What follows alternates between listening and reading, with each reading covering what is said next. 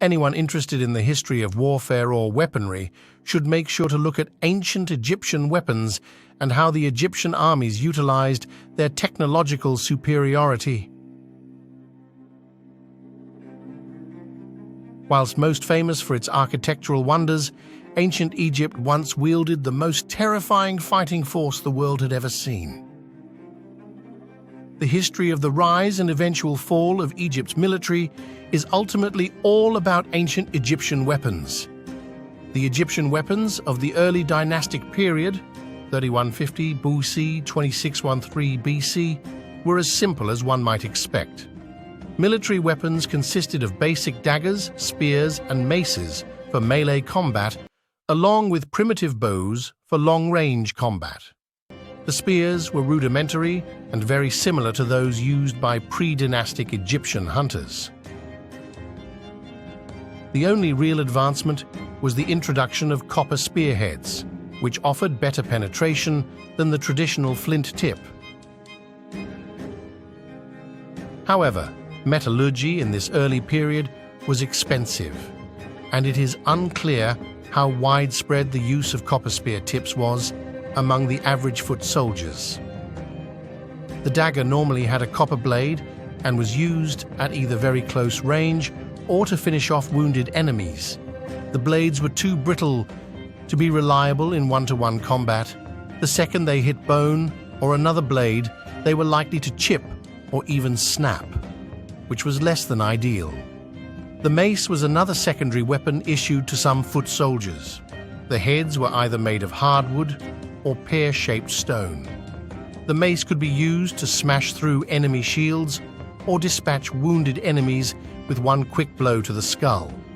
For longer ranges, the Egyptians began to use archers during this period. However, these rudimentary single-arched bows weren't much use. They were difficult to draw, had an embarrassingly short range, and were inaccurate to boot. These problems were compounded by the fact that archers were drawn from low-class peasantry who mostly had no experience in bow hunting. Things begin to change for the Egyptian army with the rise of Mentuhotep II of Thebes. In early Egypt, the empire was made up of different regions, all led by individual nomarchs, regional leaders with their own armies, who answered to the central government. These small armies mostly consisted of poorly trained and poorly equipped peasant conscripts. The thinking of the time was why waste expensive equipment and training on peasant cannon fodder. In 250 BC, he defeated the central government's ruling party at Heracleopolis and in doing so, united the country. Previously, the smaller militias had been made up of disposable peasants, but a proper military needed proper soldiers wielding proper weaponry. Soldiers were now commonly armed with a dagger, sword, spear, and shield. The dagger and sword hadn't evolved much. They were both crude copper blades riveted to a handle. The longer-bladed swords were especially prone to snapping when attempting to block an incoming blow. Archers still carried the same single-arched bows as before. However, the Egyptian army became much better at utilizing these less-than-ideal weapons. Archers were now better trained and organized. If troops were lucky, they were equipped with the all-new slicing axe. This was a long wooden shaft with a crescent copper blade attached at the end via a notch. The slicing axe was a two-handed weapon with excellent range. As the name implies, the axe was swung in a slicing motion, much like a scythe. The weapon was brutally effective. Its heavy weight and momentum meant that it was next to impossible to guard against an incoming swing. A sword simply wasn't strong enough and would snap, while the axe could also brute force its way through the rudimentary wooden shields of the time. Finally, as foot soldiers were now an investment and less disposable, protective gear became more popular, and troops were given simple leather armor. The protection offered was minimal, but offered some protection from glancing blows or an errant long-range arrow. When it comes to armor, something is better than nothing. Towards the end of the Middle Kingdom, the central government became increasingly complacent and weak.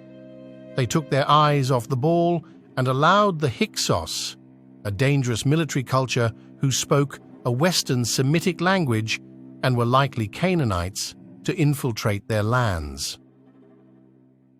While the central Egyptian government was distracted by petty infighting, the Hyksos managed to take over Lower Egypt around the city of Avaris.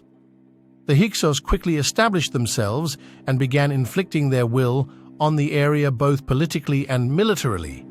The Hyksos originated from Western Asia, and they were way more technologically advanced than the Egyptians. They had horse-drawn war chariots, composite bows, and more advanced weapon designs.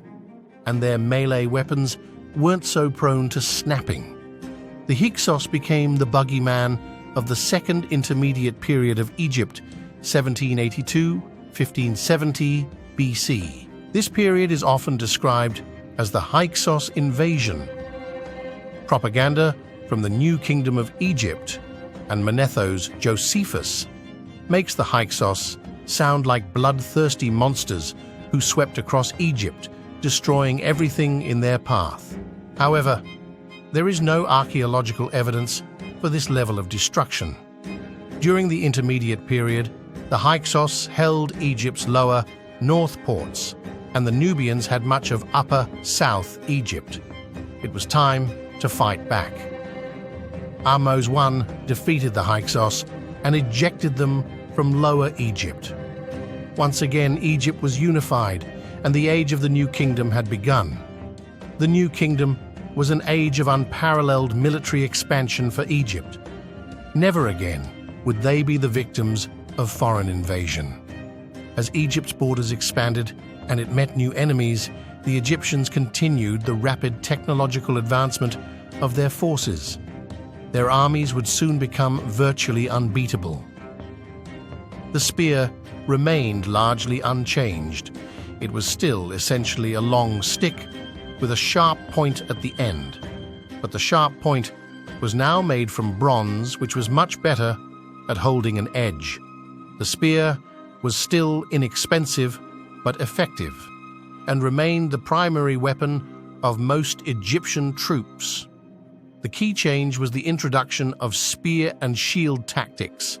Spearmen were equipped with shields made of wooden boards, bound with animal glue and hides. The shields were basic but effective. Spearmen could hold up behind their shields and block enemy attacks before striking back with devastating medium-range spear blows.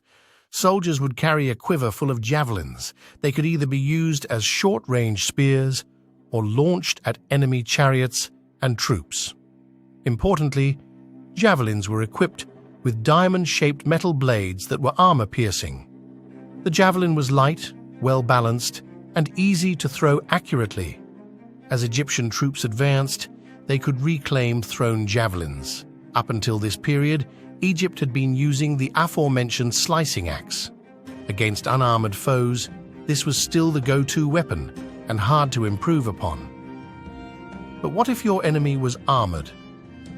The Egyptians soon encountered the Hittite and Syrian armies. These armies' troops wore reinforced leather jerkins, which were adept at repelling slicing weapons. The Egyptians once again adapted, and the new battle axe was born. It had a narrow, straight-edged blade designed to punch through armor with minimal resistance. Around this time, the Egyptians also discovered that utility in a weapon could be invaluable.